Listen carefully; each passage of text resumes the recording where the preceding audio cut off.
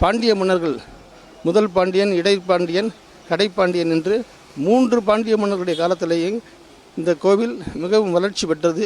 அதற்கு பிறகு நாயக்க மன்னர்கள் காலத்திலேயும் இந்த கோவில் வளர்ச்சி பெற்று இன்றைக்கு முதல் படை வீடாக விளங்கி கொண்டிருக்கிறது.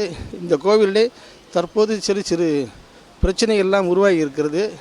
இந்த பிரச்சனைகளுக்கும் எந்த விதமான சமய விஷயங்களுக்கும் தொடர்பே கிடையாது. குறிப்பாக சொல்லப்போனால் இஸ்லாமிய மார்க்கத்திலே எங்கேயுமே ஆடுகளை பலி கொடுப்பது அல்லது கோழி பலி கொடுப்பது, மாடுகளை பலி கொடுப்பது என்பது அவர்களுடைய மதத்தில் இருக்கிறதாக நாம் எங்கேயுமே அறிய முடியாது. அந்த நிலைமையிலே காசி விஸ்வநாதர் கோவிலுக்கு பாதையில் இருக்கிற தர்காவிலே நாங்கள் ஆடுகளை பலி கொடுப்போம் அப்படிங்கிறது சொல்கிறது வேண்டுமென்றே பிரச்சனையை உருவாக்குவதற்காக யாரோ செய்கிற சில சதி. அதில் இஸ்லாமியர்கள் ஈடுபடக்கூடாது என்று இந்து ஆலய பாதுகாப்பு இயக்கம் சார்பாக கேட்டுக்கொள்கிறோம்.